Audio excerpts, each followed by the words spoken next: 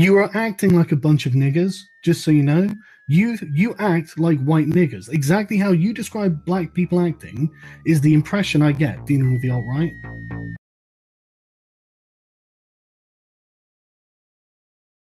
All right, folks, and we are live. So, we got a few things to talk about tonight. A few people to talk about tonight, really, when you get right down to it. Somebody in the chat says you're acting like a bunch of Amish. Yes, indeed. And don't do that. Let's see. Luke is over in the Discord. I'm going to hop into the Discord and see if he wants to hop in to be on the show.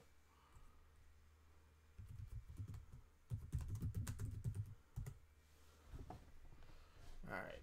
Sorry, folks. I know. Highly professional here. So, we got a few things to talk about tonight. First and foremost, let's get this out of the way. Nintendo, what in God's name are you doing? Holy shit, man. This is not... I thought this was just like a joke. I didn't realize they were actually doing this in a game. Oh, man. This is, yeah. Bowsette. Not since Link had to sneak into the Gerudo village is there going to be more disturbing fan art. Oh wait, no, this isn't. Durr. I got tricked. My bad. Live on the air. Somebody sent this to me and I got tricked. God damn it, it's a See, I'm not on Twitter, so I didn't even notice. Damn it. I got tricked live on the air. I fell for a fucking Nintendo. I fell for a fucking fake one.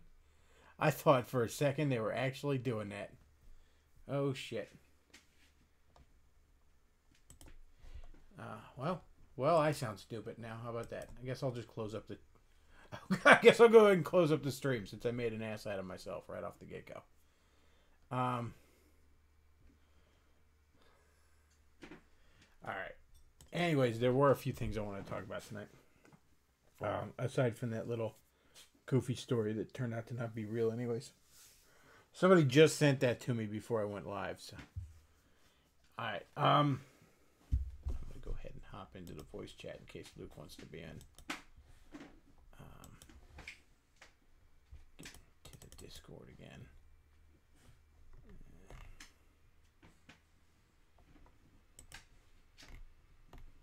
And streaming.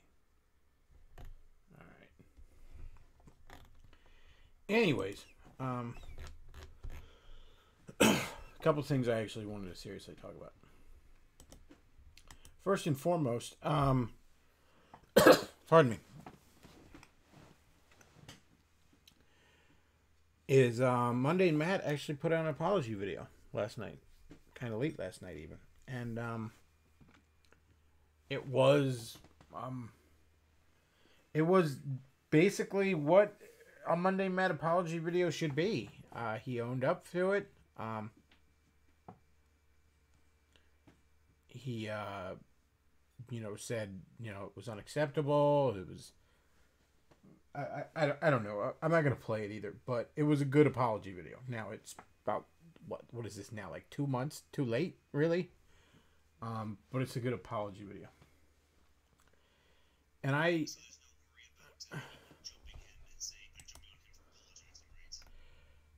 so here's what I want to get to. Now, I'm not personally wronged by Monday Matt, okay? Because as far as I know, he didn't flag any of my videos. I don't believe he knows who the fuck I am even. And also, I wasn't a fan of it, so it's not like he let me down as a fan. I thought his stuff was shit before this, you know what I mean? So, I don't know how to... Part of me, the more cynical part of me wants to look at this and say, well, he's not really sorry. He went to this con this past weekend And, you know, it finally dawned on him nobody is okay with him right now, except for like a small handful of Dick Ryder fans. And he just realized his current course wasn't working. And this is entirely cynical and self-serving. Part of me wants to believe that. Or I shouldn't say want to believe that. Part of me believes that.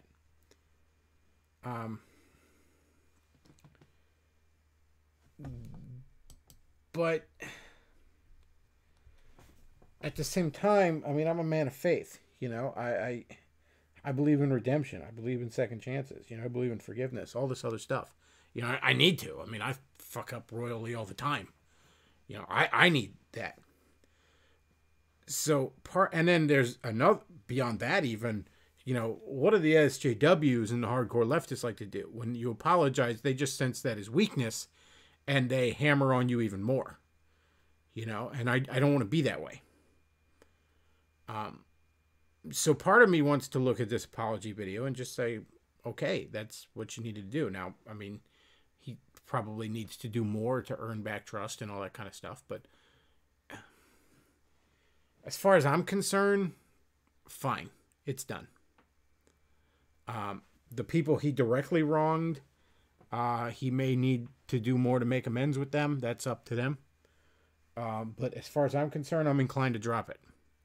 You know, I was enjoying the dog pile as much as everybody else. You know what I mean? I was hopping over onto his channel and shit posting in the comments, you know, jokes about boulders and stuff. It was a blast.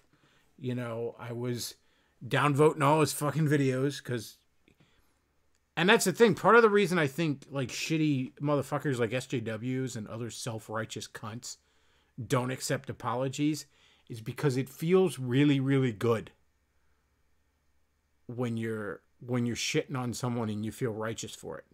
You know what I mean? And make no mistake, Monday Matt deserved all the shit he got. But it feels good to be shitting on someone and feel righteous about it. And that feeling, people will rationalize things too much because they want to hold on to that feeling, you know? So I'm inclined to just say, okay, he apologized,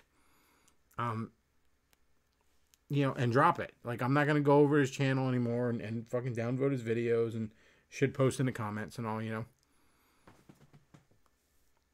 I mean, I'm not going to go back to upvoting him and watching him because I wasn't doing that in the first fucking place because his stuff is kind of shit. But I think it's important to be someone who's willing to accept what appears a legitimate apology. Now, I say that again as someone, you know, he didn't wrong me directly. Whether or not Andy Worski or Tonkasol or Failure or Dame Pesos or Ralph, and I do believe he probably did flag Ralph, although that wasn't proven. And he didn't mention Ralph in the apology. But point is, whether or not those people, and not only that, he did lie right to Ralph's digital face in that live stream.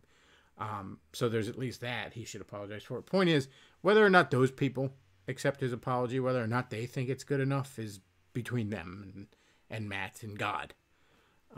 But as far as I, you know, on the sidelines here, I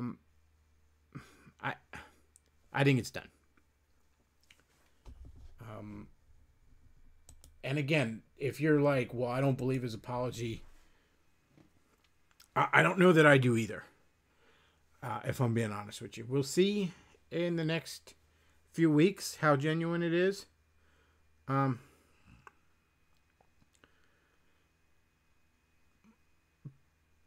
I don't know. Somebody in the chat says, okay, Bechtloff, serious question. If you were wronged in such a way and the person apologizes, are you obligated to forgive?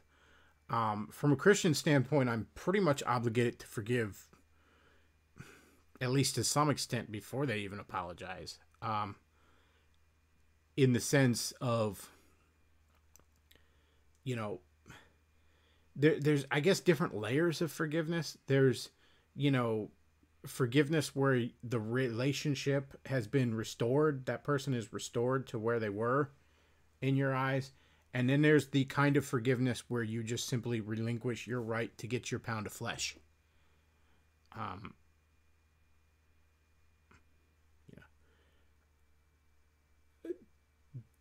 but yeah, I would. I would if even if Matt had fucked over my channel, I would at this point I'd let it go. I'd forgive him. That doesn't mean I trust him. That doesn't mean him and I would be buddies if we were before or anything like that. But I'd let it go. It could be something as simple as this. Okay, let's acknowledge that I made a mistake and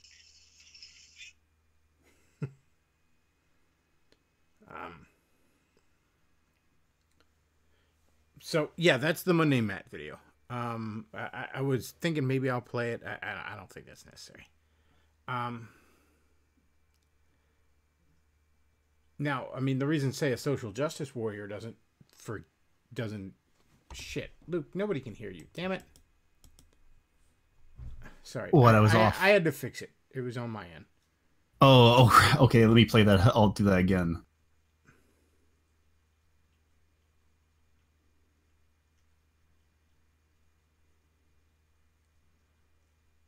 Okay. Let's acknowledge that I made a mistake and move on. So,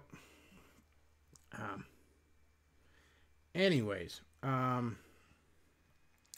moving on from the Monday Matt thing, because I don't have a ton to talk about that. You know, I don't know how, say, Ethan Ralph feels about it. You know, but again, the reason, like, say, an SJW doesn't just accept an apology is because they use it as, well, this really means you're guilty, so now I'm more justified in dogpiling on you, because they like that feeling of dogpiling on somebody, of feeling righteous. And of course they do. As I said, I enjoyed it too. You know? It's a fun feeling. But you let that feeling get the best of you, you turn it into a fucking monster. And they're not interested in any kind, oh, this person wronged me or something. No, they're interested in destroying their political enemies and doing whatever they can to do so, which, I mean, we'll talk about in fact, real quick, let's talk about what's the guy's name? Kavan? The guy that's supposed to be on the Supreme Court.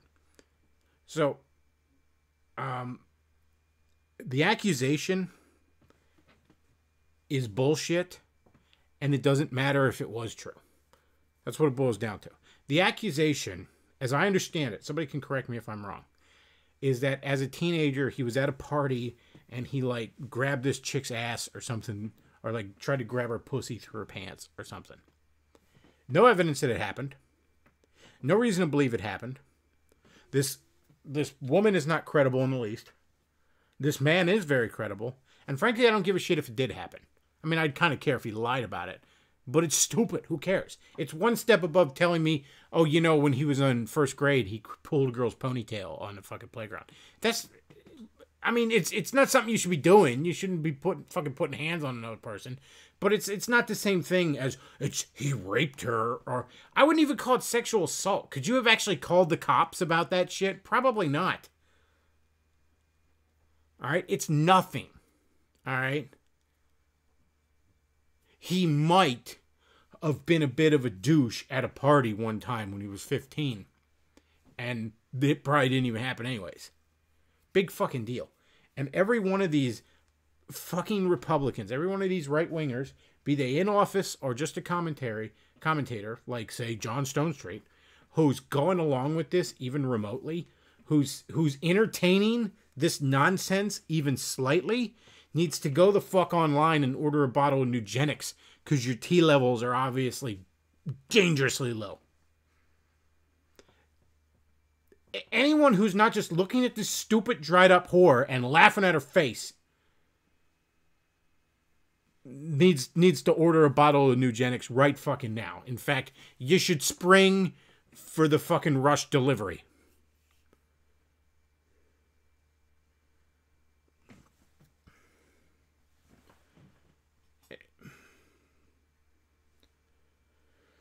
So, moving on from that, because I don't have a ton to say about it beyond that. You know, it's a waste of everyone's time.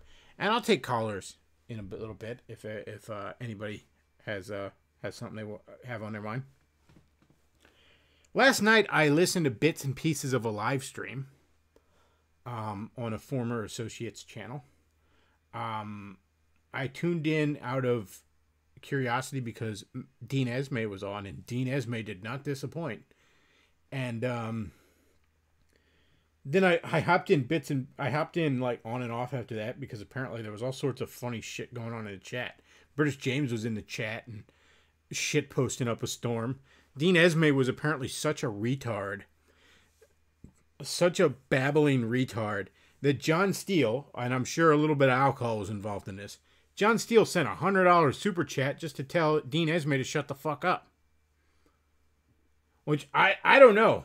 Maybe, part of me wants to say, you know, because I guess, you know, I'm not associated with him anymore, so I can just say this as somebody who listened to it. Davis, what the fuck are you doing having Dean Esme on? But then the other part of me is like, well, shit. Dean Esme can come on my channel anytime if people are going to send me $100 to call him a faggot. Maybe Davis is crazy like a fox there.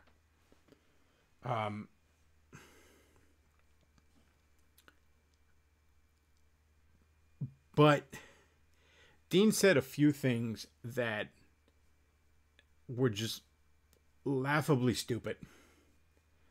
Laughably Dean. Let's put it that way. He just said a few just wonderfully Dean Esme things that I gotta comment on because, man, it was some top shelf horse shit last night.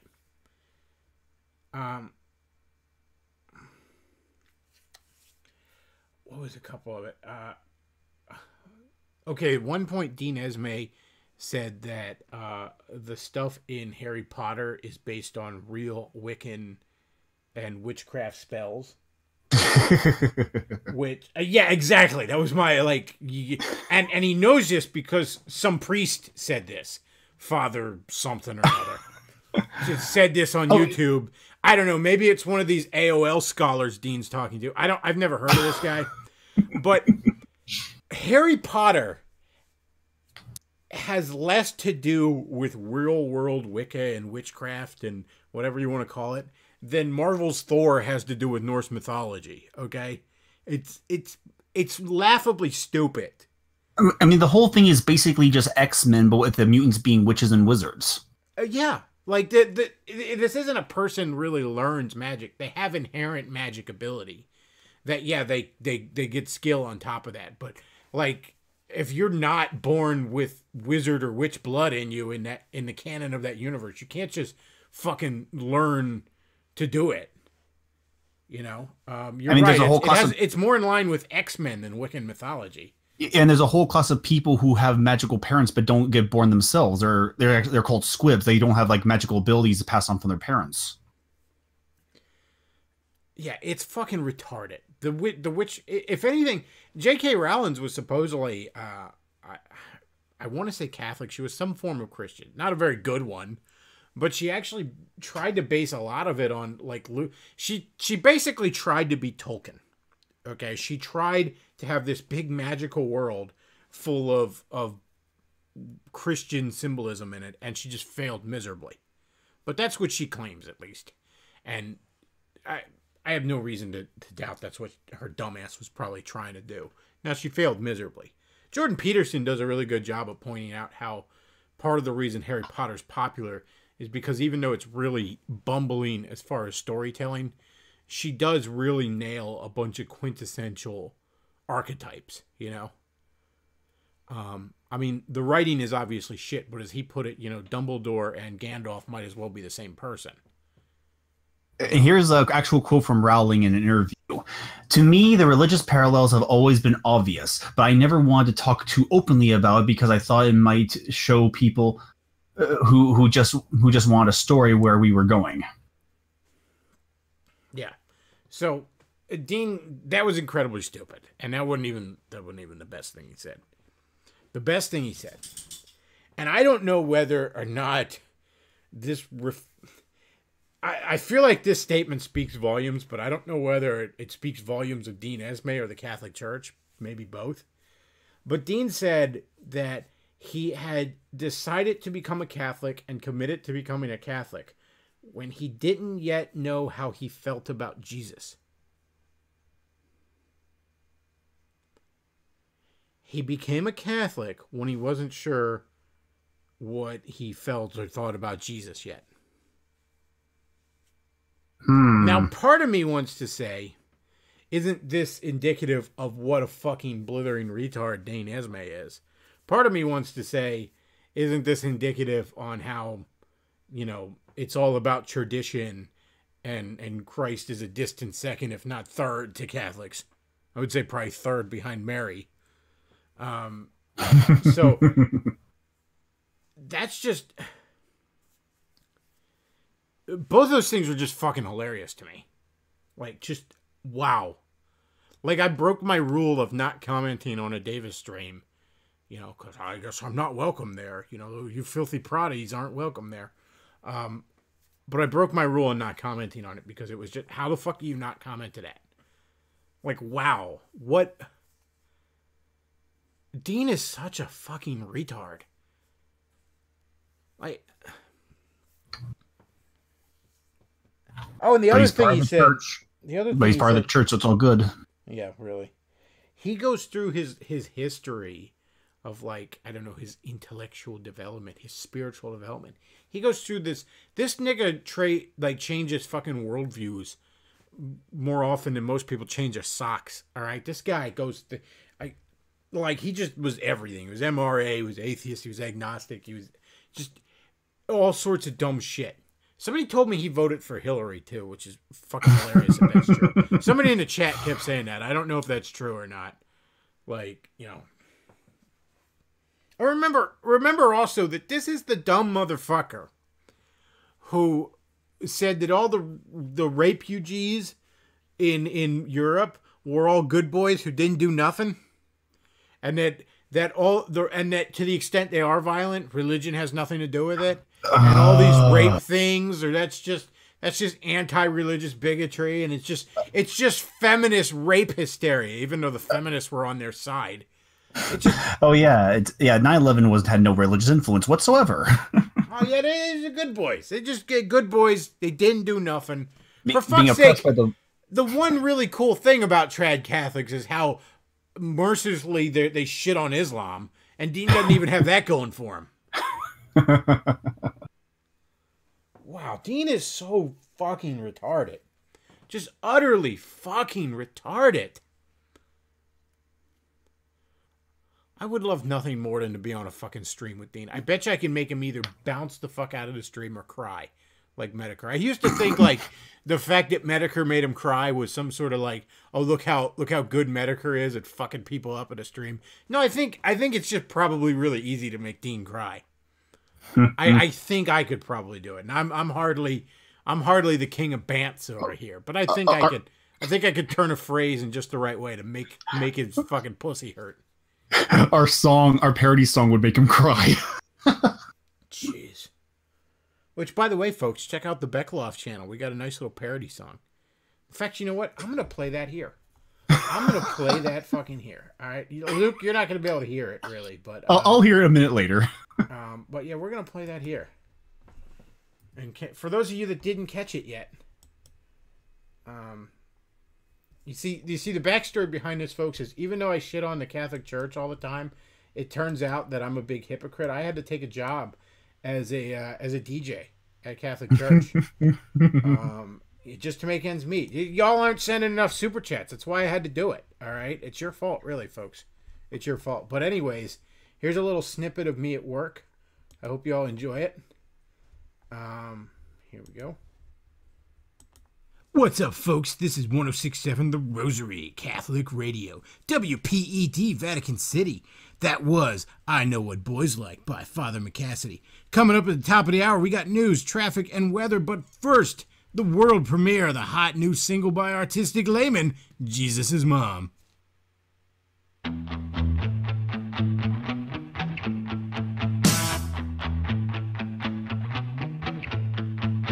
Jesus' mom has got it going on.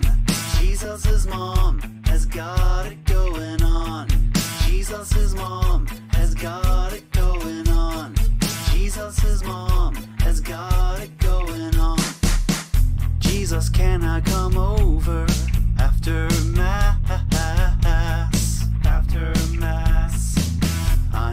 share my sin with great reverence in class. Reverence in class. Did your mom get back from her assumption? Assumption. Is she near, or should I pray to her my confession? Confession. I'm told in you alone I should be glad, but I need the woman who magnifies your dad. Jesus' mom has got it going on. She's all around and indulging lifelong. Jesus, can you see you're just not enough for me? Some claim I'm in the wrong, but all I need is Jesus' mom. Jesus' mom has got it going on. Jesus' mom has got it going on. Jesus, I know you died and rose up for my sin. For my sin. Your mom was out, sharing her suffering within. Suffering within. I can see her heart, it's so immaculate. Immaculate. Unparalleled holiness in a lovely brunette.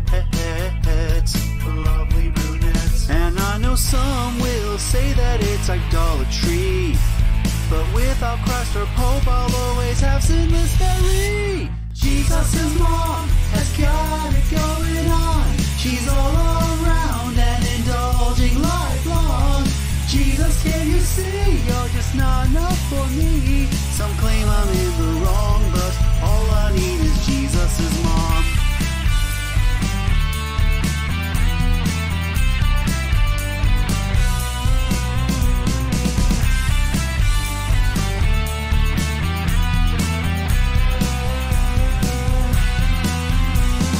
Jesus' mom has got it going.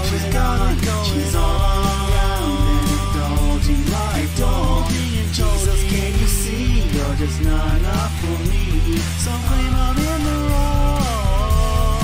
All I need is Jesus' mom.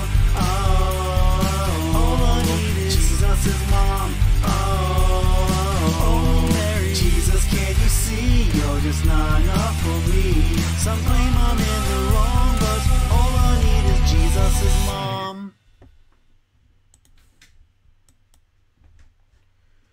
All right, so. Oh, that's still funny. And somebody in the chat, Aaron Clary asked, you get the donations on the Streamlabs. Yes, you can send the donations onto the Streamlabs there, folks, and I will get it. It's actually better than YouTube Super Chat because I can get them right away, and Streamlabs doesn't take 30% like YouTube, but it's not as convenient, so not as many people do it.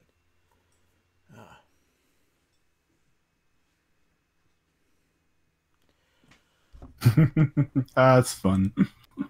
Yeah, that turned out great. Of course, like as soon as it uploaded, it was demonetized. The algorithm picked out the song, which I don't think is even fair. I think it's it falls under parody.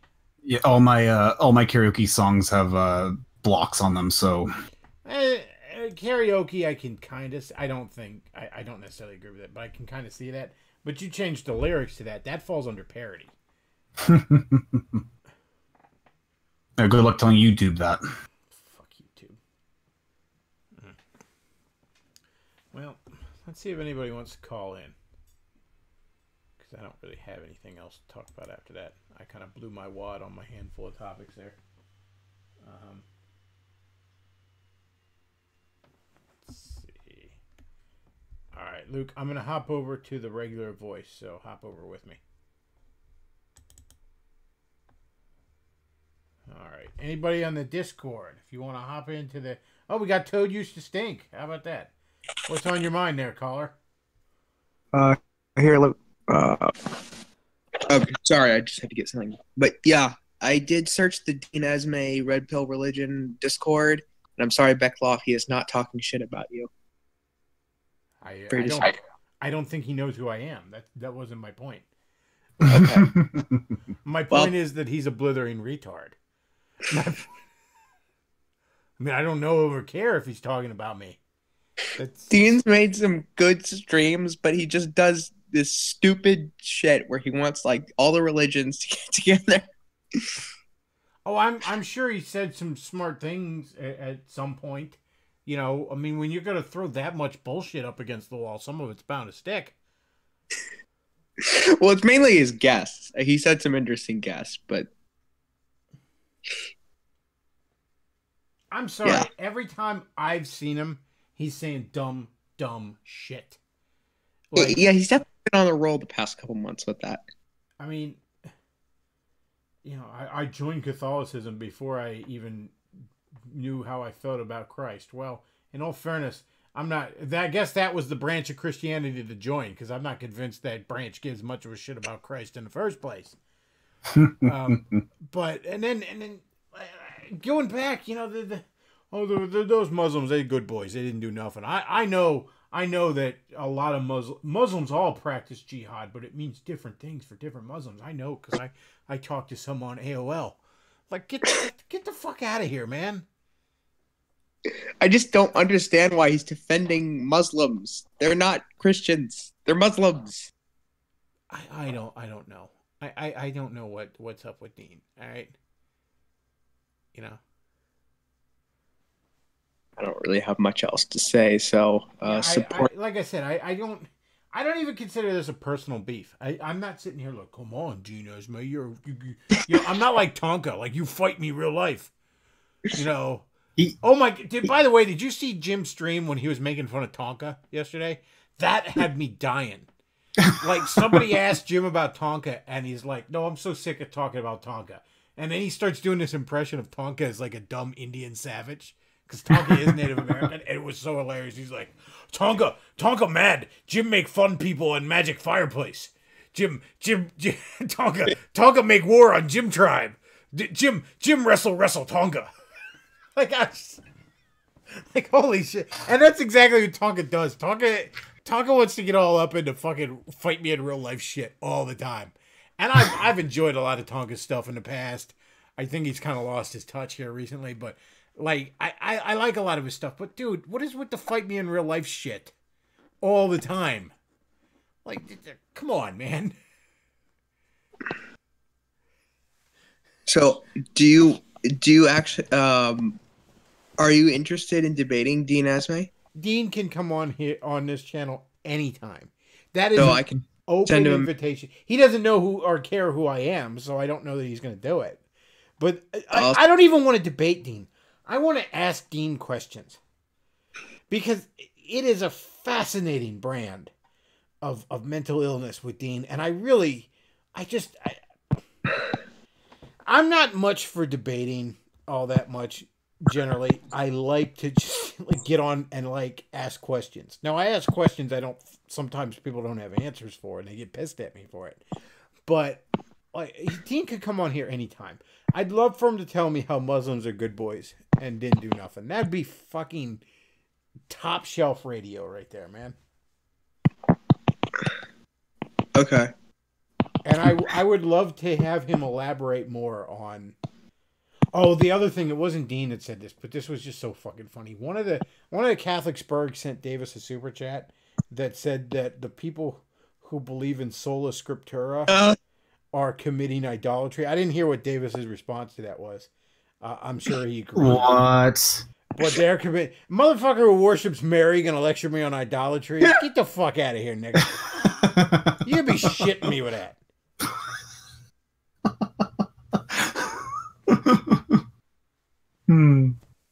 So, Luke, do you know, like, when did the Marian dogma come into, like, existence? Oh, wow. Unfortunately, I don't know I can't think of the exact date, but... I mean, it evolved over time. They didn't just dump all that dumb shit out there at once. Oh, no, just like transubstantiation, it took a lot of time for everything to develop. I mean, Christmas wasn't even celebrated in the church for the first 400 years of its existence. Well, how are they supposed to develop new lore? You know, I mean, it's not like they can find more people to talk to. They're going to be dead, right? In Like, theory, I guess you could say they find more scripture. Now, Now, look, all of what makes up the modern Bible traces itself back to as early as like 100 AD. It's all very, very early as far as ancient documents. I mean, you know, as far if you throw out its validity, you have to throw out almost the entirety of recorded history in antiquity. We have more historical verification for the Bible than we do for Alexander the Great. Yep. So I mean, I've said this numerous times. I'm just going to take. I could stretch my faith as far as the scripture and not really any further. So when you have all this extra shit that clearly is not in the scripture at all, whatever. Yeah, Mary could shoot lasers out of her eyes, I guess. I don't know, whatever. I know yesterday or one other day you were talking about the stars, like for the young Earth creationists. I'm not a young Earth creationist, at least necessarily. I don't even know what I am when it comes to that. I'm fairly agnostic about it, but but what if the speed of light has changed and the rules of the universe aren't as constant as we thought they were? Well, here's the thing, okay?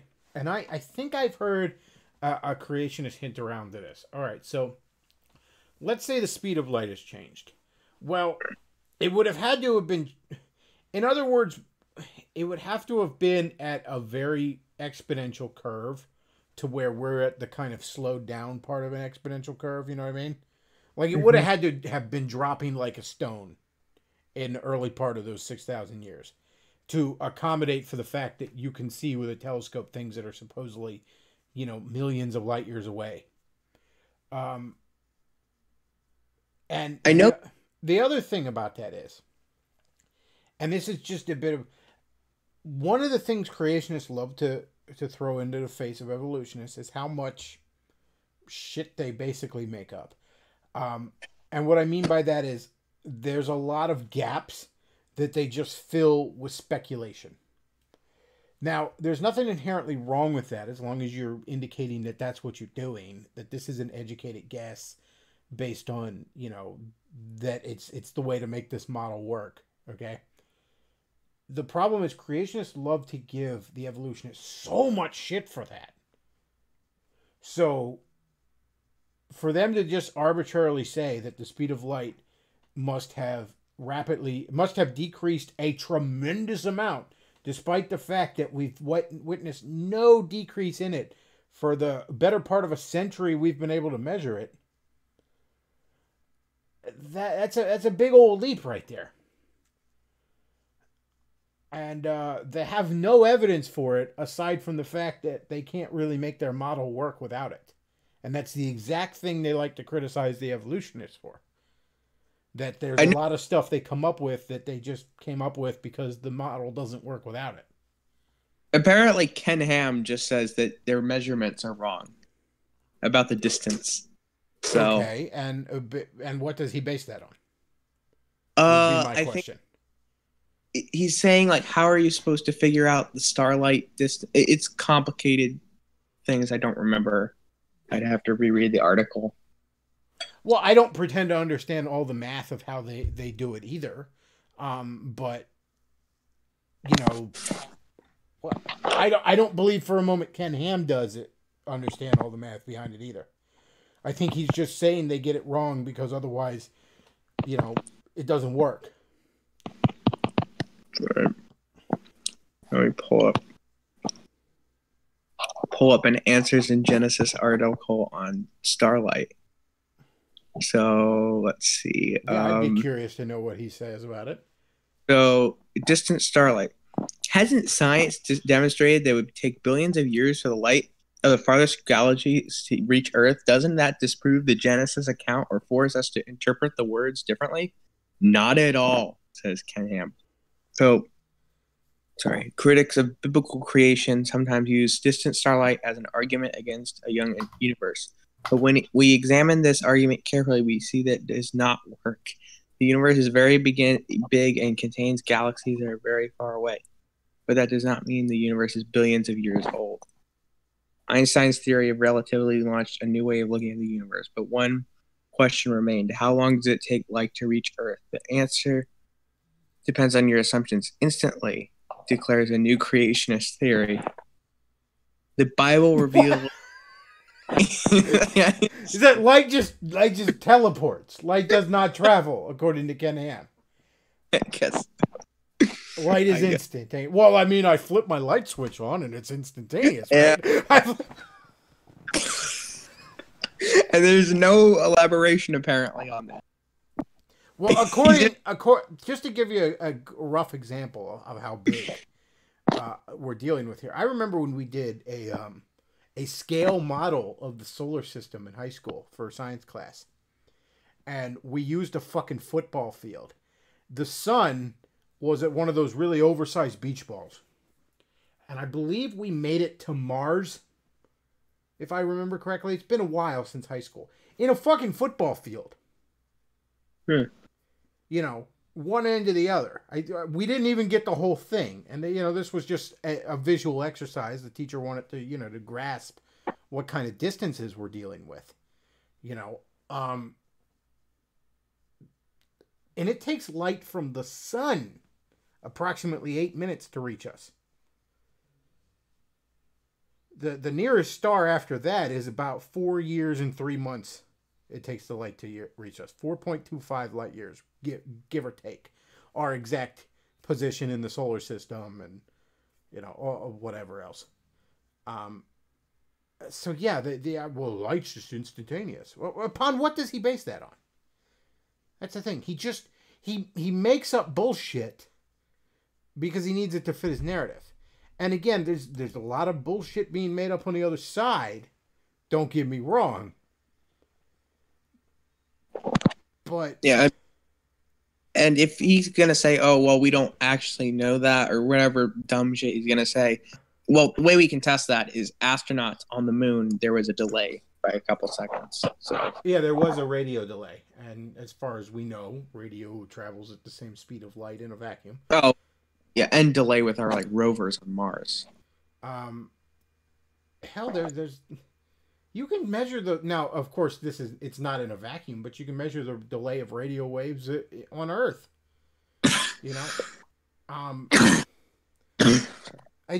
like I said, it's just, now don't get me wrong. I'll give an example I remember of when an evolutionist made up some horse shit, and it just sticks in my head because it was so ridiculous. There was, and I can't remember who was even debating. Years ago, I saw this. I think I was even in high school at the time. Because I had a fascination on the evolution versus creationist debate even then. And somebody brought up the point that as far as we've measured the comets in our solar system, that we've, you know, been able to take measurements of you know, our best estimates are that none of the comets in our solar system at the time, this was believed, could be more than 10,000 years old given their rate of decay. Now, I believe it's 4.5 billion years is how long they estimate that our solar system, how old they estimate our solar system is. So obviously these comets, according to this, can't be as old as our solar system. So, but there's evidence that our comets have been around since the beginning of our solar system. So where the fuck are they coming from? This is something that was asked of the evolutionists by the creationists. You know, these comets have seemingly been around for the life of our solar system. And according to our measurements, they can't be older than 10,000 years old. He literally pulled out of his ass, possibly right in that moment, a theory that there must be some sort of nebula just past where we can see in our solar system that is producing comets. Just pulled that out of his ass, probably on the spot. Now, I could say that there's a frost giant on Pluto who just throws them out there. And I have just as much fucking evidence for that as he does, for his little theory. Because he couldn't just be bothered to say, you know what, that's a really good point, we don't know. Even, here's one possible explanation some think might be the case. But no, he's got to be like, obviously there's this fucking magic cloud that makes him. Just past where we can see. Just, like as far as you can see, it's just past that. Like that's obvious horse shit that he made up. Because he couldn't just admit he didn't know. I have to wonder, because I remember seeing this incredibly stupid Ken Ham tweet where he said, okay, if we can't trust Genesis, how can we trust like the virgin birth or any of that other stuff in the Bible? It's like makes me think. It's like, does Ken have problems? Is one of these days am I going to hear Ken Ham has become an atheist? Maybe. You know, And you're actually onto something. I've said this numerous times here. Look, my theology would probably be a lot simpler if I was just a young Earth creationist. It'd be a lot. I don't know how to fit together the fact. I believe evolution, the evolutionary model, is probably pretty much accurate. I also believe in a historical Jesus that was the Son of God, born of a virgin, and rose from the grave. Because I believe historical evidence points to that. I don't take Genesis literally. I don't know how exactly I fit it. I kind of lean towards a sort of Carl Jung interpretation of Genesis.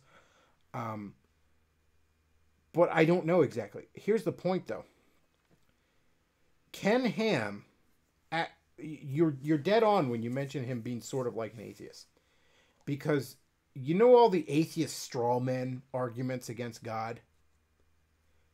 Yep. That's the exact God Ken Ham believes in. Basically, a bit of an exaggeration, but only a bit, to say Ken Ham believes in an old man sitting on a cloud. An atheist interprets God in the most when I say an atheist, I'm talking the atheist cult guys. I'm talking the fedora fucks, your banana boys, right? They interpret God in the most childish, fairy tale like way. And so does Ken Ham. Now, the Ken Hams of the world cling to that fairy tale because they know otherwise there is only the abyss filled with bananas. The atheists throw that fairy tale away because it's obviously fucking stupid, and then they're pouring hot oil on their balls. But both of them are starting from the flawed, and I would argue basically autistic fucking standpoint of taking the absolute most childish fairy tale fucking interpretation of God that they possibly could conceive. Yeah. So you're very much onto something when you say, is Ken Ham gonna be an atheist? Maybe. Ken Ham and a fucking fedora are two sides of the same coin. They view God in the exact same way. One clings to the fairy tale, the other ignores it. The other rejects it, I should say. Yeah. But you're right. It's two sides of the same coin. You know, the one takeaway, the one line I found really interesting, that when Ken Ham did that debate with what the fuck's the clown, the children's entertainer, Bill Nye. Thank you. I was blanking on his name. When he did that debate with Bill Nye, at the end of it, the last question they were both asked is, "What would change your mind?" Bill Nye went on this big spiel about how I need evidence. I need more evidence to support their theory to change my mind. Now, truth be told, I don't believe any amount of evidence is really going to change Bill Nye's mind. I think he believes what he wants to believe. But that's at least the correct answer for a scientist to give. I go where the evidence is. That's at least what a scientist should be. Ken Ham said that no amount of evidence will ever change his mind. That's definitely not science. I wouldn't even say that's faith. That's pretty much delusion at that point. Yeah. No amount of evidence will ever change my mind. Then why are we listening to you?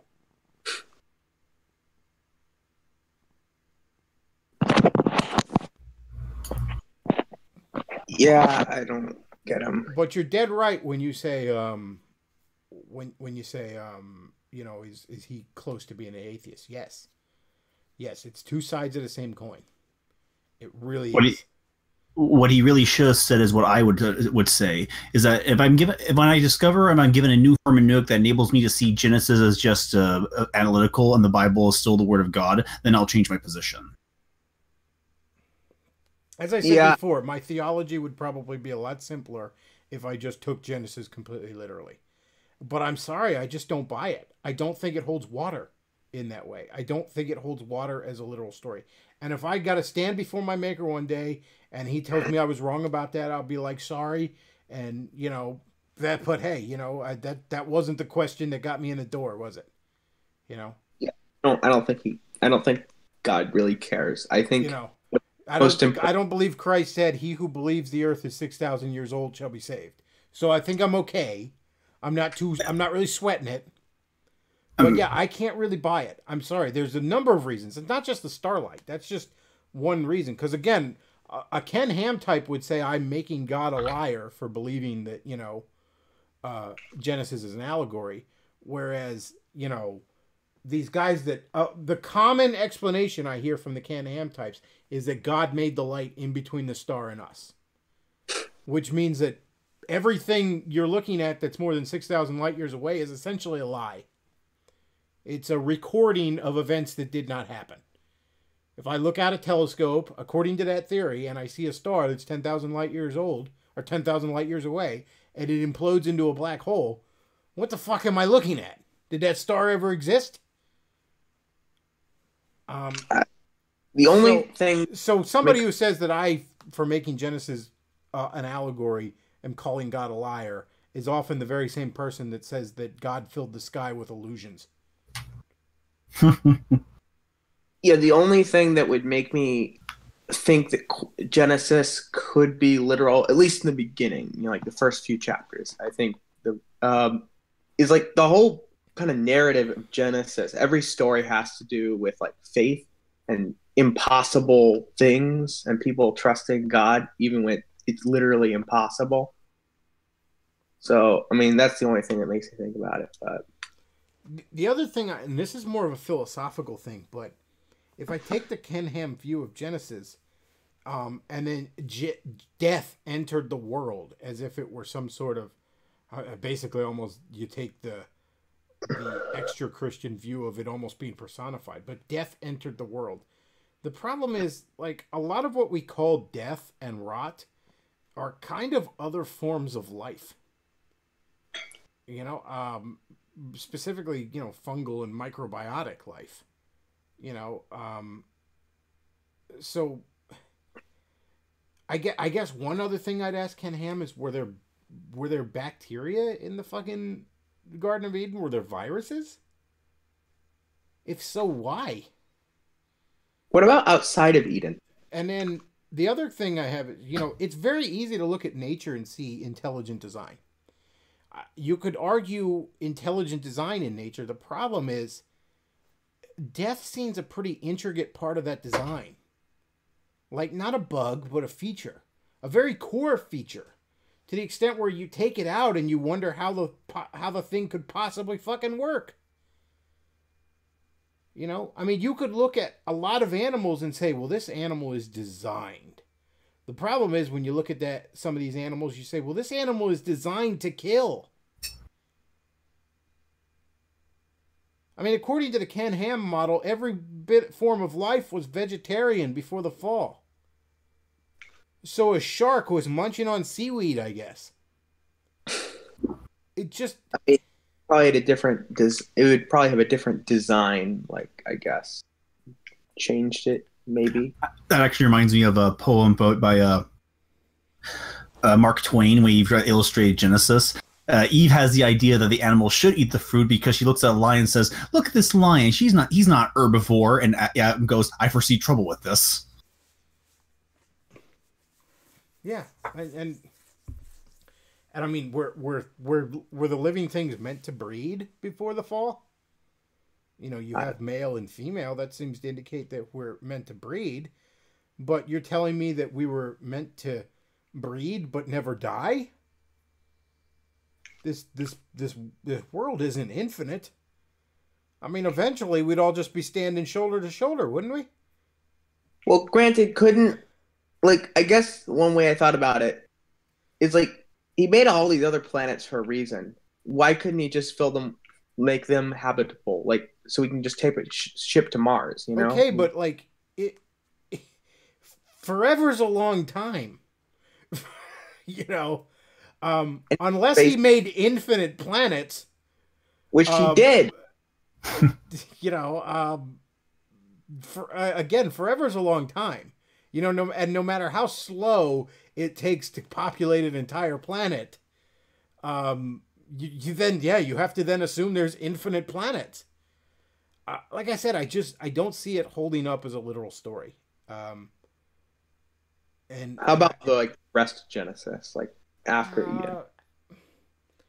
Certainly, once you get into Egypt, now you're dealing with things that there's actual historical backings for. So I have no reason to doubt them. The early stuff I don't buy, and like I said, my theology would probably be a lot simpler if I did. I just don't buy it. I don't even throw stones at people that do. I mean, I kind of throw stones at Ken Ham because he's a jackass, you know, who just makes shit up and is intellectually dishonest. But I don't inherently throw stones at people who claim who have that model. I have a lot of questions. It's kind of like how I feel about I mean, this might be esoteric, but it's kind of how I feel about the Arminian camp of theology as a Calvinist. I have a lot of questions, but I can't really throw stones at them. And don't get me wrong. I mean, there's plenty of holes you can poke in the evolutionary model. A lot of them, particularly when it gets down to the genesis of life itself. You know, it's a lot less of a leap to imagine that some single-celled organisms in a pond became all the life we see, ourselves included, over time.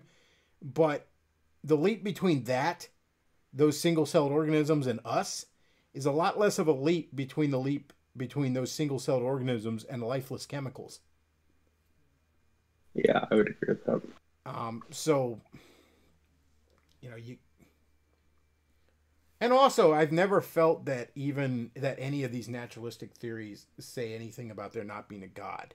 Even if you think that they're not compatible with Christian theology or any other particular theology, to argue that they argue against the idea of a creator, period. No, all any of these theories do is kick the can down the curb, so to speak. You know. Well, naturally, they dismiss the idea that God exists because God is not a natural object. I mean, ultimately, you have to get to, like, well, why is there something instead of nothing? You know? And there's a finite amount of... Well, okay. Well, all matter in the universe, we think, existed at the beginning. So, and nothing has been created since then. Therefore, something outside the universe had to create it. I mean, ultimately, you're you know, and what was before that, and what was before that, and what was before that. I think the current theory is that the universe exploded from another form of existence. Okay, again, that just kicks the can down the curve. You know, well, I've heard the theory before that the Big Bang was a cycle. Yeah, but before there's a lot of evidence now that says that maybe it's not. But the idea being that, you know, the Big Bang, everything expands out and eventually contracts back in on itself, and then there's a Big Bang again. But, you know, that's like saying that explains why existence is like saying, well, where did people come from? Well, you came from your mom, and your mom came from her mom, and so on and so on. Well, eventually, don't you have to have like a first one? I mean, oddly enough, before the Big Bang became more than just a theory, I think most scientists actually thought that the universe was in fact eternal and that there was no reason to think that there was a starting origin. Yeah, fun fact. The Big Bang was in fact invented by a Christian. And an atheist rejected it first. hated it. The atheists hated it and tried to stop it. I remember what David Berlinski said about it. Like, when people okay, so the universe apparently exploded into existence. I don't know. That sounds very familiar. In the beginning, something, something.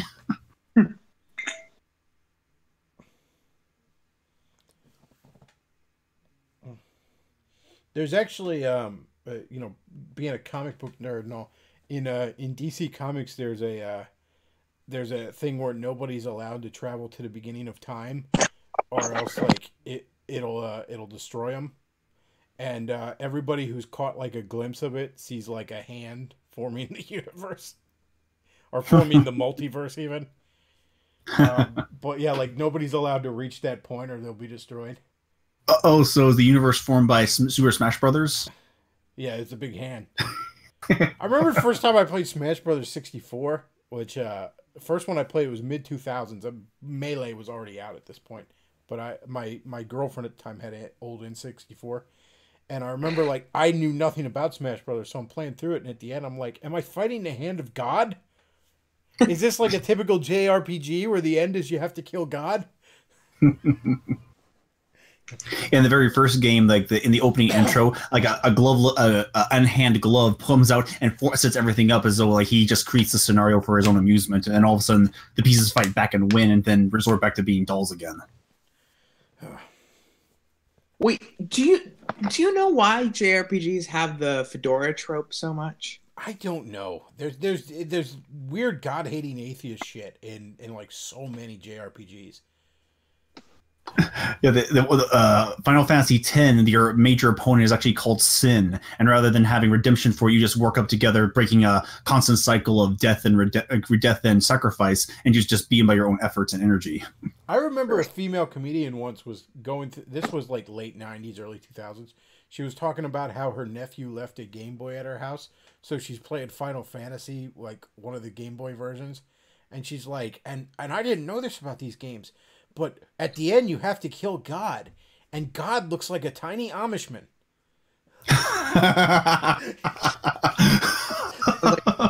And killing the Amish god. Oh, that's perfect game for you, Bechtloff. The Amish god that says you can't have a flush toilet.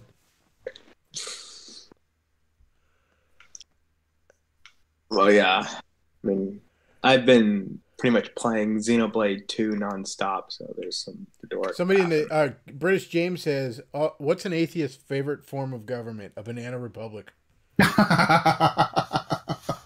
Oh, that's good stuff. Xenoblade 2 especially shits on Catholics. Well, I'm cool with that. But don't technically all video games dump on Catholics because Catholicism is the most visually stimulating form of religion? Because whenever I see religion depicted in games or movies, it's always Catholic. Well, there's kind of a reason for that. Because, yeah, I remember when I was with a buddy of mine, we were writing a comic book, and it ended up getting shelved because he ended up going through a lot of personal stuff. We might actually pick that up again. I don't know.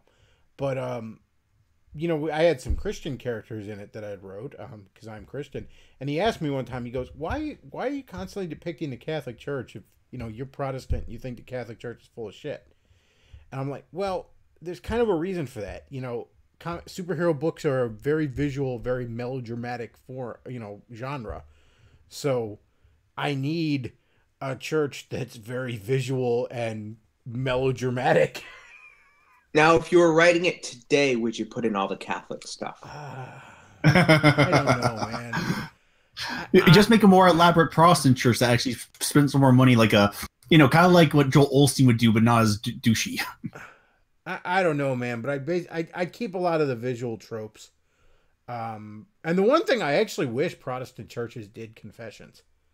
Like, just the anonymous, you sit in the fucking booth confession thing. I think a lot more Protestant churches can do that, should do that. I understand that Protestant churches are more in line with wanting to have a real sense of community. And certainly when you say something to your pastor in confidence, at least all the ones, they understand it's in confidence.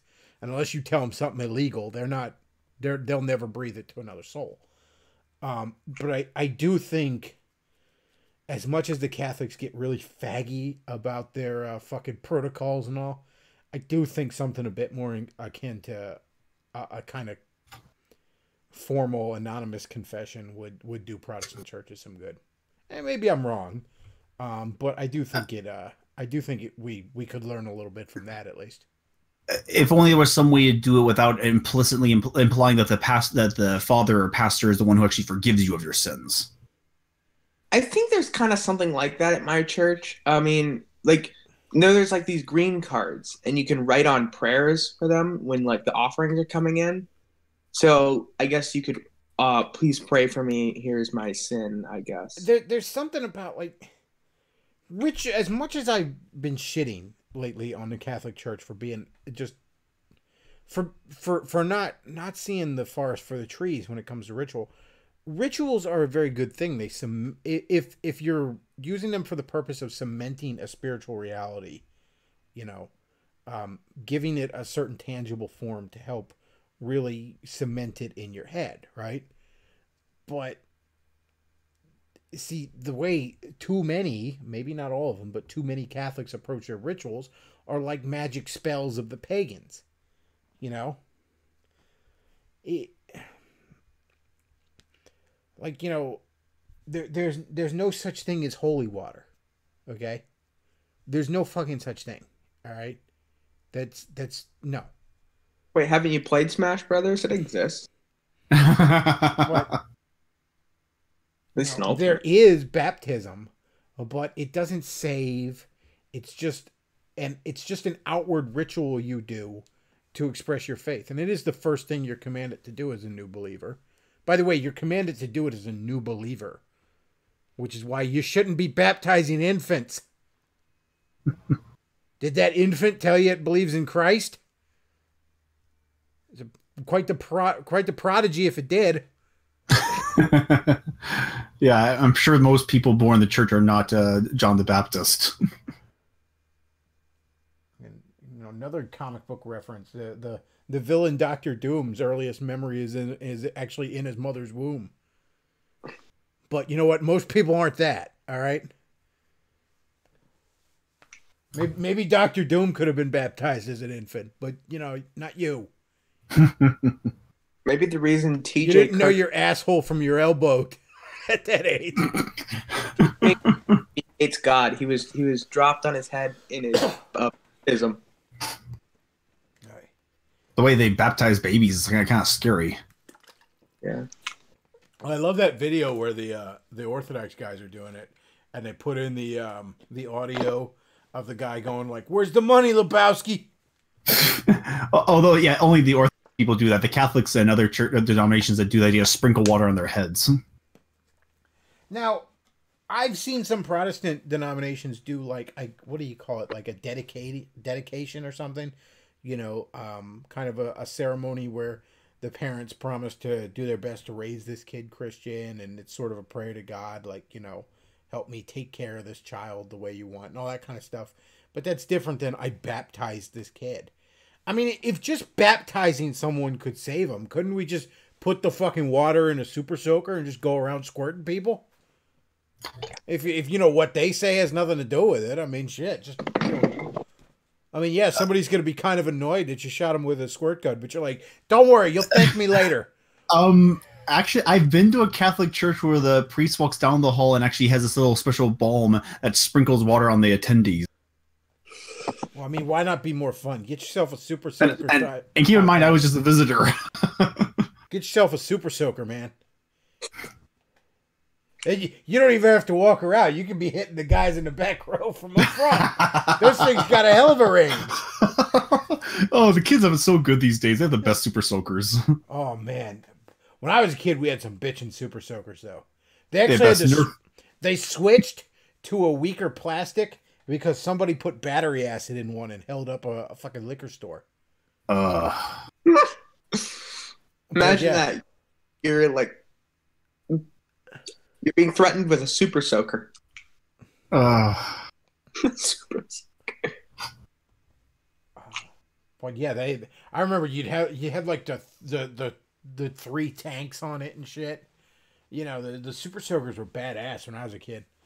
Mm.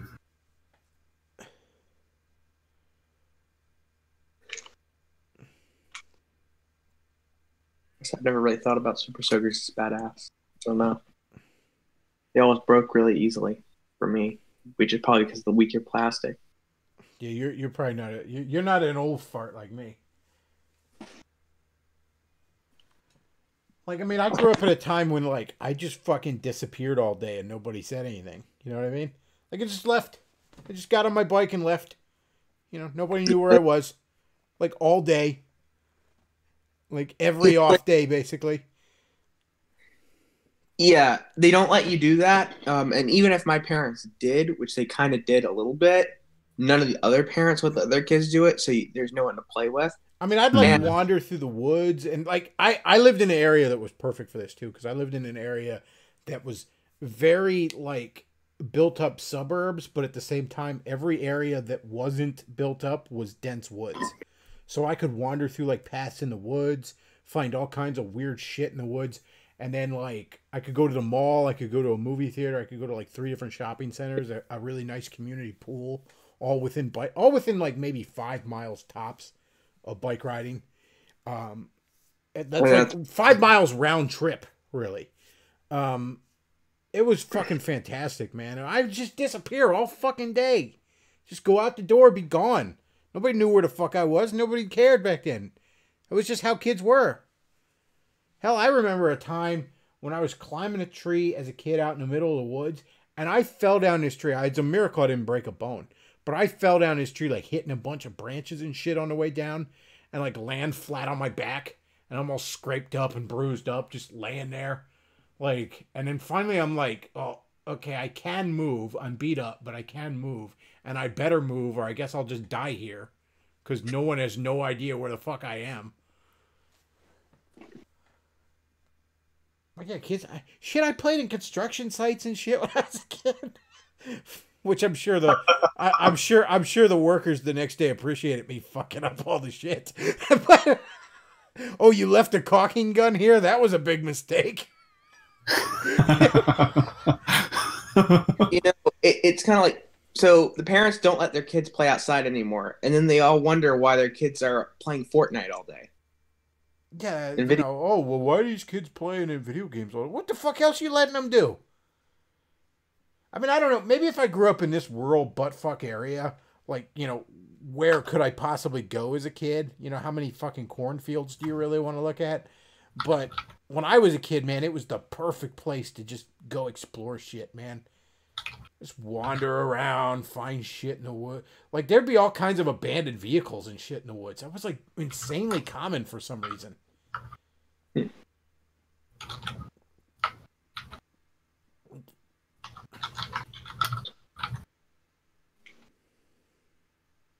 Oh, the other fun thing we used to do, again, because things were getting built up so much, there were construction sites all over the place. And all the construction sites had to have a drainage pond. Like a little thing they dug out where all the water would get into, for runoff reasons. And then they would just fill it up. What we used to do, because there was always a beer bottle or something around, we'd throw bottles into it, like with caps on it or something. And, the bottles would be floating. And then we just like take turns like throwing rocks at the bottle to try and break it. Oh, it was good times. I found a perfect clip by Chris Rock before he went. Well, he probably always was, but this is perfect for our talk. Man, your kids can't fucking play nowhere. Every year the space gets smaller. Okay, you go from that corner to that corner. Oh, you go from that gate to that gate. By the time motherfuckers 10, he's just hopping in a circle like. Yeah, there wasn't none of that shit, man. It was just like, I just disappear. Just fucking gone, man. Just hop on my bike and I'm just gone. Just fucking out of there.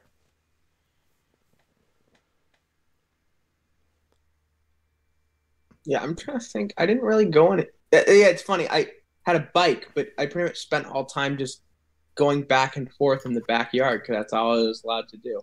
I'd ride my bike to a mall.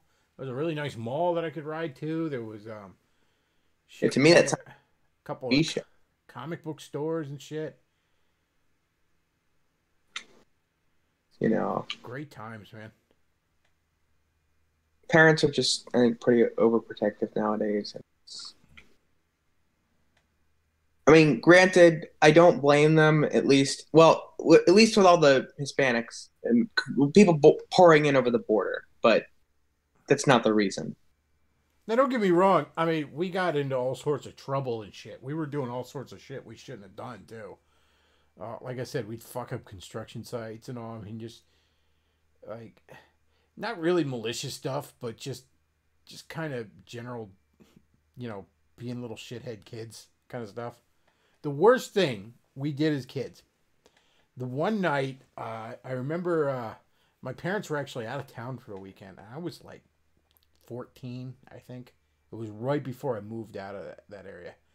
But I fell into hanging out with a bunch of teenagers, and they decided, so behind our houses, there was, I guess sort of a 4-lane road, like 2 lanes going each way. And, there was like this grass kind of islands between them, you know what I mean? With like trees and shit. And like, you know, the trees that had just been planted, the kind that are, you know, only like, you know, less than 1 story tall sort of thing. And they were putting some sort of yellow fucking giant plastic pipe in there. There was some sort of construction project. I don't know what this thing was for. Well, and this thing is bright yellow too. So we figured we'd be little assholes and drag the damn thing across this is the middle of the night too. It's like 2 a.m. Drag the damn thing in the middle across the road so that somebody would have to stop and move it, right? Mm-hmm. Well, and I mean, none of us ever did we ever think that somebody would hit this fucking thing.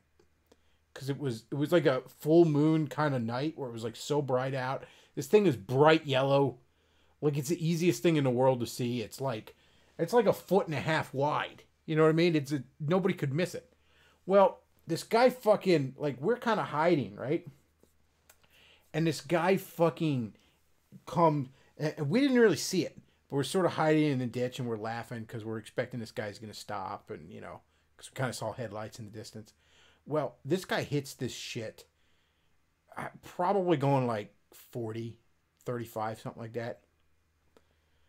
And then a cop shows up. And we're like in the ditch. We're like so fucking scared. We thought we killed somebody. You know what I mean? Then a cop shows up. Like shortly after. I mean, like maybe like this. We didn't realize it at the time, but this cop was following this guy, going to pull him over. This guy was apparently driving drunk. But like this cop fucking shows up. And then the cops wonder what the fuck happened. Why did this guy hit this? Why is this in the road? Right? And we're sitting there like, you know, whispering to each other like, what the fuck's going on? And then the one cop shines like a flashlight on us, like kind of in this ditch and all. And he's like, hey, you know, and I mean, we split in like 3 different fucking directions, like instantly, just like out of there. And the cop decided to chase me because, and I mean, he just wanted to know what the fuck we were there for, you know? Really, the reason he started chasing is because we were running, you know? We looked guilty. But the cop chases me because I'm the smallest one, probably. But he didn't have a fucking prayer catching my ass because I knew every fence you could hop. I knew every dog that was friendly. I knew every little path through the woods. He didn't have a prayer. And this cop was like 250 pounds of donut batter slathered over a skeleton with a gun holster in place. And I'm a scared, spry 14-year-old that knew every fence you could hop. He didn't have a prayer catching me. But we were asking, as much as you could, we were asking about what fucking happened. We come to find out this guy was fucking driving drunk, going like close to 40 in a fucking 20. That road was like 25 behind us because it was like, you know, close to a school zone and shit. And nobody was actually hurt. But I remember, you know, there's that moment where you think you accidentally killed somebody because you're being a stupid kid. And the cops were already basically gonna pull him over. They had already, you know, were catching up to him. But that sounds fun. Oh yeah, being a stupid kid, and nobody's allowed to be. Oh, that's the other thing. Everybody puts their shit on social media now and stuff. So now, if you know, now everybody being a stupid kid is on. You know. Yeah. Back in my day, when you took pictures of your teenage girlfriend naked, you used a Polaroid. Now the shit gets uploaded to the cloud.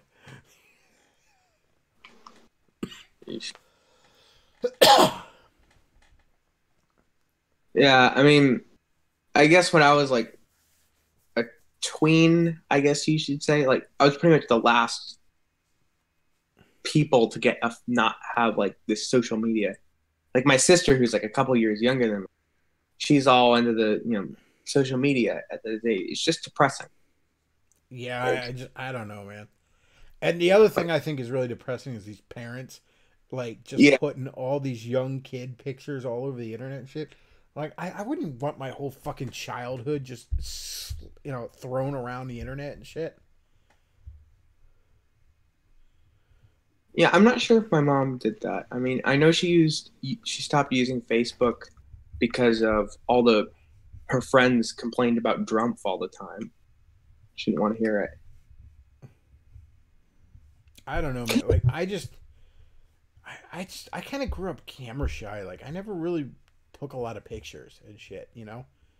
Well, even like pictures I take on social media, it's just like, here's some new recipe I tried or something or whatever. Or here's somebody, got me off the wish list. I don't like take, I don't know. I don't think you should just be putting yourself out there that much. And I know that sounds funny as somebody who actually runs a show and shit, but I don't know, man. Are there pictures of Jim's face out there? Maybe, but I think he's done a really like, if there are pictures of Jim's face, no one knows it's Jim, you know what I mean? Like, nobody's doxed him yet. And how long has he been online? Like 10, 15? I don't know. On and off, basically a decade. But I mean, his real prominence was around the Gamergate time it started, Internet Aristocrat. A little bit before that, but that was his real prominence, and obviously now is Medicare. I mean, it's only a matter of time, but he's right to try and keep his anonymity. I honestly kind of wish I had mine. And I really keep myself out of the limelight, aside from doing this show as much as I can. But, I mean, I also was dumb enough to make my fucking handle my last name, so... Unfortunately for you, you don't have a... Well, I guess in your situation, for some reason, you're just not getting the attention of the Kiwi Farms crowd like I did for some reason. I guess I'm too boring to even be fucking made fun of that much. So what did the Kiwi Farms crowd have to say about you, Luke? Oh, they were making fun of Luke for liking Steven Universe. Yeah, that was pretty much this person's impetus to make me look me up and look up all my information, most of which I thought was lost. Oh, those like, they found pictures of me that was on my. They found pictures of an old college internet account that I thought was gone forever. Those fuckers will find shit, man. Weaponized autism. As if they had nothing better to do but to look up my life, because their life are so fulfilling.